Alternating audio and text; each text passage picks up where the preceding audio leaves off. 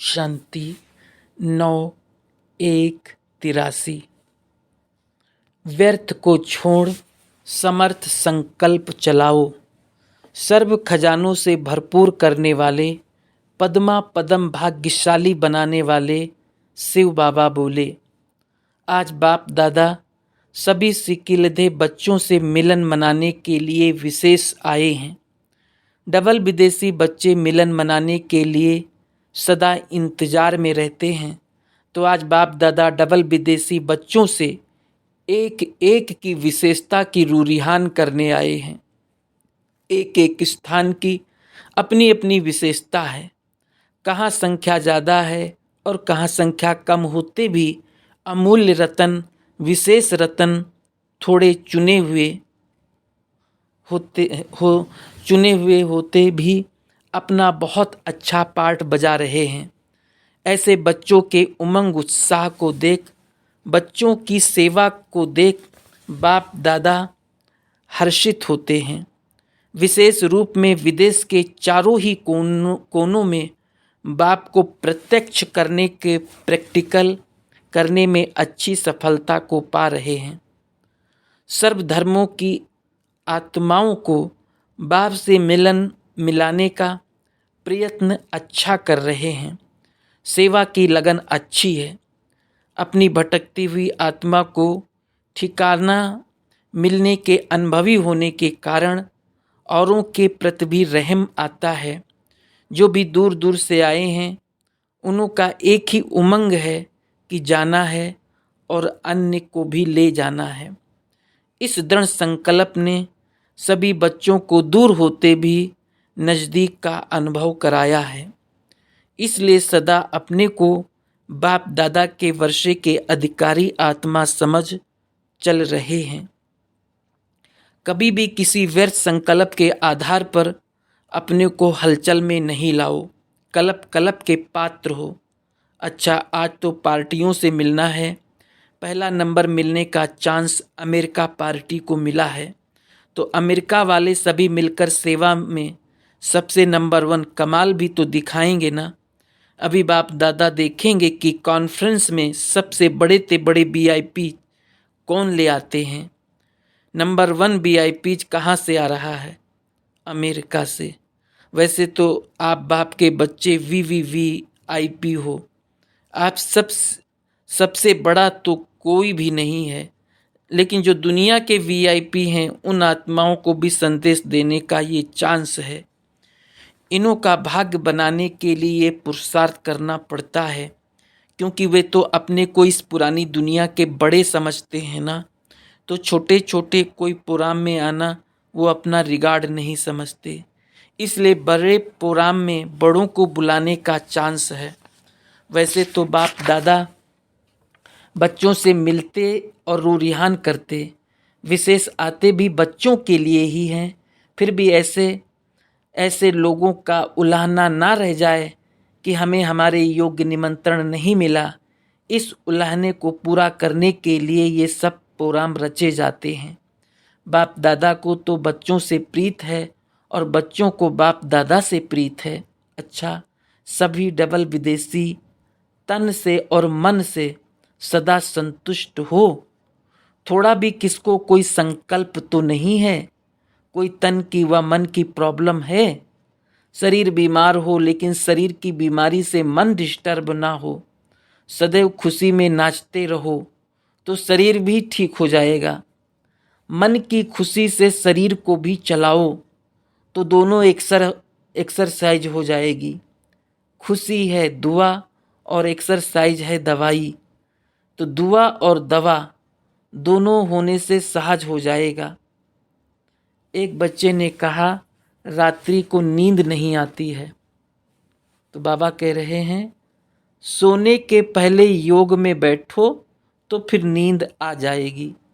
योग में बैठने के समय बाप दादा के गुणों के गीत गाओ तो खुशी से दर्द भी भूल जाएगा।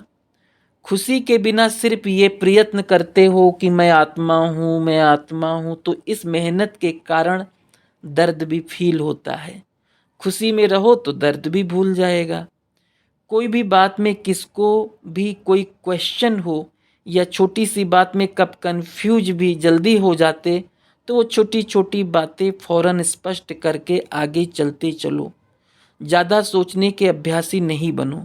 जो भी सोच आए उसको वहाँ ही ख़त्म करो।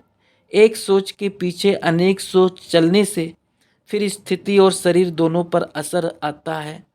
इसलिए डबल विदेशी बच्चों को सोचने की बात पर डबल अटेंशन देना चाहिए, क्योंकि अकेले रहकर सोचने के नेचुरल अभ्यासी तो हो, तो वो अभ्यास जो पड़ा हुआ है, इसलिए यहाँ भी छोटी छोटी बात पर ज़्यादा सोचते तो सोचने में टाइम वेस्ट जाता और खुशी भी गायब हो जाती और शरीर पर भी असर होता।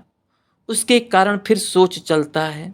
इसलिए तन और मन दोनों को सदा खुश रखने के लिए सोचो कम। अगर सोचना ही है तो ज्ञान रत्नों को सोचो। व्यर्थ संकल्प की भेंट में समर्थ संकल्प हर बात का होता है। मानो अपनी स्थिति व योग के लिए व्यर्थ संकल्प चलता है कि मेरा पाठ तो इतना दिखाई नहीं देता, योग लगता नहीं, अशरीरी होते नहीं, ये है व्यर्थ संकल्प। उनकी भेंट में समर्थ संकल्प करो। याद तो मेरा स्वधर्म है। बच्चे का धर्म ही है बाप को याद करना। क्यों नहीं होगा? जरूर होगा। मैं योगी नहीं तो और कौन बनेगा? मैं ही कल्प कल्प का सहज योगी हूँ। तो व्यर्थ के बजाय इस प्रकार के समर्थ संकल्प चलाओ। मेरा शरीर चल नहीं सकता, ये व्यर्थ संकल्प नहीं चलाओ। इसके बजाय समर्थ संकल्प ये हो कि इसी अंतिम जन्म में बाप ने हमको अपना बनाया है। कमाल है, बलिहारी है इस अंतिम शरीर की, जो इस पुराने शरीर द्वारा जन्म जन्म का वर्षा ले लिया। दिल शिकस्त के संकल्प नहीं करो, लेकिन खुशी के संकल्प करो। वाह मेरा पुराना शरीर, जिसने बाप से मिलाने के निमित्त बनाया, वाह वाह कर चलाओ। जैसे घोड़े को प्यार से हाथ से चलाते हैं तो घोड़ा बहुत अच्छा चलता है। अगर घोड़े को बार बार चाबुक लगाएंगे तो और ही तंग करेगा। ये शरीर भी आपका है, इनको बार बार ऐसे नहीं कहो कि ये पुराना बेकार शरीर है। ये कहना जैसे चाबुक लगाते हो। खुशी खुशी से इसकी बलिहारी गीत गाते चलो, फिर ये पुराना शरीर कब डिस्टर्ब नहीं करेगा, बहुत सहयोग देगा। कोई ने कहा प्रॉमिस भी करके जाते हैं फिर भी माया आ जाती है। बाबा ने कहा माया से घबराते क्यों हो? माया आती है आपको पाठ पढ़ाने के लिए। घबराओ नहीं, पाठ पढ़ लो। कभी सहनशीलता का पाठ, कभी एकरस स्थिति में रहने का पाठ, कभी शांत स्वरूप बनने का पाठ। तो माया को उस रूप में नहीं देखो माया आ गई घबरा जाते हो, लेकिन समझो कि माया भी हमारी सहयोगी बन बाप से पढ़ा हुआ पाठ पक्का कराने के लिए आई है। माया को सहयोगी के रूप में समझो, दुश्मन नहीं। पाठ पक्का कराने के लिए सहज योगी है। तो आपका अटेंशन सारा उस बात में चला जाएगा। फिर घबराहट कम होगी और हार नहीं खाएंगे। पाठ पक्का करके अंगद के समान बन जाएंगे। तो माया से घबराओ नहीं। जैसे छोटे बच्चों को माँ बाप डराने के लिए कहते हैं हवा आ जाएगा, आप सबने भी माया को हवा बना दिया है। वैसे माया खुद आप लोगों के पास आने में घबराती है, लेकिन आप स्वयं कमज़ोर हो, माया का आह्वान करते हो, नहीं तो वो आएगी नहीं। वो तो विदाई के लिए ठहरी हुई है। वो भी इंतज़ार कर रही है कि हमारी लास्ट डेट कौन सी है। अब माया को विदाई देंगे या घबराएंगे? डबल विदेशियों की ये एक विशेषता है, उड़ते भी तेज हैं और फिर डरते हैं। तो छोटी सी मक्खी से भी डर जाते हैं। एक दिन बहुत खुशी में नाचते रहेंगे, दूसरे दिन फिर चेहरा बदली हो जाएगा। इस नेचर को बदली करो। इसका कारण क्या है? इन सब कारणों का भी फाउंडेशन है सहन शक्ति की कमी। सहन करने के संस्कार शुरू से नहीं हैं, इसलिए जल्दी घबरा जाते हो। स्थान को बदलेंगे या जिनसे तंग होंगे उनको बदलेंगे, अपने को नहीं बदलेंगे। ये जो संस्कार है वो बदलना है, मुझे अपने को बदलना है। स्थान को व दूसरे को नहीं बदलना है, लेकिन अपने को बदलना है। ये ज़्यादा स्मृति में रखो, समझा। अब आप विदेशी से स्वदेशी संस्कार बना लो, सहनशीलता का अवतार बन जाओ। जिसको आप लोग कहते हो, अपने को एडजस्ट करना है, किनारा नहीं करना है, छोड़ना नहीं है। हंस और बगुले की बात अलग है, उनों की आपस में खिटखिट है। वो भी जहाँ तक हो सके उसके प्रति शुभ भावना से ट्रायल करना अपना फर्ज है। कई ऐसे भी मिसाल हुए हैं जो बिल्कुल एंटी थे, लेकिन शुभ भावना से निमित्त बनने वालों से भी आगे जा रहे हैं। तो शुभ भावना से फुल फोर्स से ट्रायल करनी चाहिए। अगर फिर भी नहीं होता है तो फिर डायरेक्शन लेकर कदम उठाना चाहिए, क्योंकि कई बार ऐसे किनारा कर देने से कहाँ डिस्सर्विस भी हो जाती है। और कई बार ऐसा भी होता है कि आने वाली ब्राह्मण आत्मा की कमी होने के कारण अन्य आत्माएं भी भाग्य लेने से वंचित रह जाती हैं। इसलिए पहले स्वयं ट्रायल करो, फिर आगे समझते हो ये बड़ी प्रॉब्लम है तो निमित्त बनी हुई आत्माओं से वेरीफाई कराओ। फिर वो भी अगर समझती है कि अलग होना ही ठीक है, फिर अलग हुए भी तो आपके ऊपर जवाबदारी नहीं रही। आप डायरेक्शन पर चले, फिर आप निश्चिंत। कई बार ऐसा होता है जोश में छोड़ दिया, लेकिन अपनी गलती के कारण छोड़ने के बाद भी वो आत्मा खींचती रहती है, बुद्धि जाती रहती है। ये भी बड़ा विघ्न बन जाता है। तन से अलग हो गए, लेकिन मन का हिसाब किताब खत्म होने के कारण खींचता रहता है। इसलिए निमित्त बनी हुई आत्माओं से वेरीफाई कराओ, क्योंकि ये कर्मों की फिलॉसफी है। जबरदस्ती तोड़ने से भी मन बार बार जाता है। कर्म की फिलॉसफी को ज्ञान स्वरूप होकर पहचानो और फिर वेरीफाई कराओ। कर्म बंधन को ज्ञान युक्त होकर खत्म करो। बाकी ब्राह्मण आत्माओं में जब हम शरीक होने के कारण ईर्ष्या होती है, ईर्ष्या के कारण संस्कारों का टक्कर होता है, लेकिन इसमें विशेष बात ये सोचो कि जो हम शरीक हैं उसको निमित्त बनाने वाला कौन। उनको नहीं देखो फलाना इस ड्यूटी पर आ गया, फलानी टीचर हो गई, नंबर 1 सर्विसेबल हो गई, लेकिन ये सोचो कि उस आत्मा को निमित्त बनाने वाला कौन। चाहे निमित्त बनी हुई विशेष आत्मा द्वारा ही उनको ड्यूटी मिलती है, लेकिन निमित्त बनाने वाली टीचर को भी निमित्त किसने बनाया। इसमें जब बाप बीच में आ जाएगा तो माया भाग जाएगी, ईर्ष्या भाग जाएगी। लेकिन जैसे कहावत है ना, या होगा बाप या होगा पाप। जब बाप को बीच से निकालते हो तब पाप आता है। ईर्ष्या भी पाप कर्म है ना। अगर समझो बाप ने निमित्त बनाया है तो बाप जो कार्य करते हैं उसमें कल्याण ही है ना। अगर उसकी कोई ऐसी बात अच्छी ना भी लगती, रांग भी हो सकती, क्योंकि सब पुरुषार्थी हैं। अगर रांग भी है तो अपनी शुभ भावना शुभकामना से ऊपर दे देना चाहिए, ईर्ष्या के वश नहीं। लेकिन बाप की सेवा सो हमारी सेवा, इस शुभ भावना से श्रेष्ठ जिम्मेवारी से ऊपर बात दे देनी चाहिए। देने के बाद खुद निश्चिंत हो जाओ। फिर ये नहीं सोचो कि ये बात दी, फिर ये क्या हुआ। कुछ हुआ नहीं, हुआ व नहीं, ये जिम्मेवारी बड़ों की हो जाती है। अपने शुभ भावना से दी, आपका काम अपने को खाली करना। अगर देखते हो बड़ों के ख्याल में बात नहीं आई तो भल दोबारा लिखो, लेकिन सेवा की भावना से। अगर निमित्त बने हुए कहते हैं कि इस बात को छोड़ दो, तो अपना समय और संकल्प व्यर्थ नहीं गंवाओ। ईर्ष्या नहीं करो, लेकिन किसका कार्य है, किसने निमित्त बनाया है उसको याद करो। किस विशेषता के कारण उनको विशेष बनाया गया है, वो विशेषता अपने में धारण करो तो रेस हो जाएगी, ना कि रेस। समझा। अपसेट कभी नहीं होना चाहिए। जिसने कुछ कहा उनसे ही पूछना चाहिए कि आपने किस भाव से कहा। अगर वो स्पष्ट नहीं करते तो निमित्त बने हुए से पूछो कि इसमें मेरी गलती क्या है।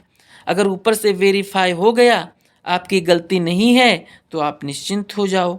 एक बात सभी को समझनी चाहिए कि ब्राह्मण आत्माओं द्वारा यहाँ ही हिसाब किताब चुकतू होना है। धर्मराजपुरी से बचने के लिए ब्राह्मण कहाँ न कहाँ निमित्त बन जाते हैं।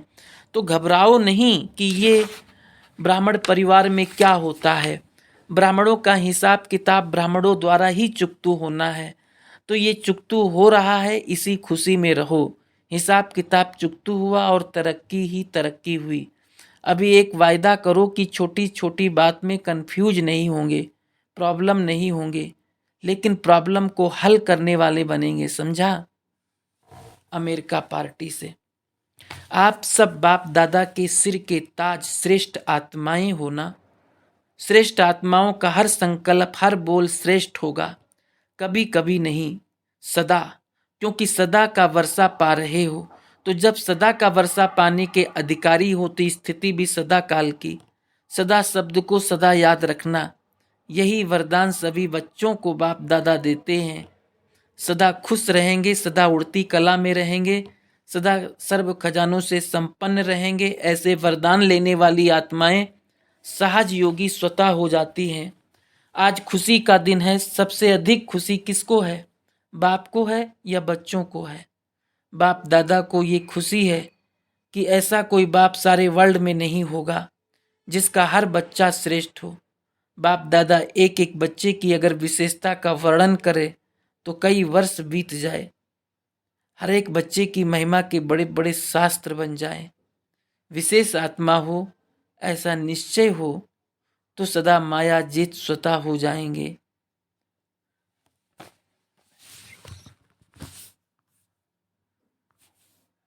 मैक्सिको ग्रुप से, जितना दूर हो उतना दिल से समीप हो, ऐसा अनुभव करते हो ना। सभी ने अपनी सीट बाप दादा का दिल तख्त रिजर्व कर लिया है। बाप दादा एक एक रतन की वैल्यू को जानते हैं। एक एक रतन स्थापना के कार्य को सफल करने के निमित्त हैं। तो अपने को इतने अमूल्य रतन समझते हो? कितनी भाग्यवान आत्माएं हो जो इतनी दूर से भी बाप ने ढूंढ कर अपना बनाया है। आज की दुनिया में जो बड़े बड़े विद्वान आचार्य हैं, उन्हों से आप पदम गुना अधिक भाग्यवान हो। बस इसी खुशी में रहो कि जो जीवन में पाना था वो पा लिया। न्यूजीलैंड, न्यूजीलैंड को न्यूलैंड बना रहे हो ना। स्वयं को भी नया बनाया तो विश्व को भी नया बनाया। अपना ऑक्यूपेशन यही सुनाते और लिखते हो ना कि हम सभी विश्व का नव निर्माण करने वाले हैं। तो जहाँ रहते हो उसको तो नया बनाएंगे ना। हर एक स्थान की अपनी विशेषता है। न्यूजीलैंड की विशेषता क्या है? न्यूजीलैंड में गए हुए भारतवासियों ने फिर से भारत के श्रेष्ठ भाग बनाने वाले बाप को पहचान लिया है। भारत में रहते भारतवासी बच्चों ने नहीं जाना, लेकिन विदेश में रहते भारत की महिमा को और बाप को जान लिया। न्यूजीलैंड में भारत के बिछड़े हुए बच्चे अच्छे अच्छे निकले हैं। टीचर्स पीछे मिली हैं, लेकिन सर्विस की स्थापना पहले की। इसलिए हिम्मत वाले बच्चे, उमंग उल्लास वाले बच्चे विशेष हैं, समझा। जर्मन और हेम्बर्ग से, सभी बाप दादा के अमूल्य रतन हो। कौन से रतन हो और कहाँ रहते हो? मस्तक मणि हो, गले का हार हो या कंगन हो, तीनों हैं तो बाप दादा के विशेष श्रृंगार हो गए ना। सभी को ये नशा है ना कि हम विश्व के विशेष के हम विश्व के विशेष के मालिक के बालक हैं। इसी नशे में खुशी में सदा नाचते रहो। बाप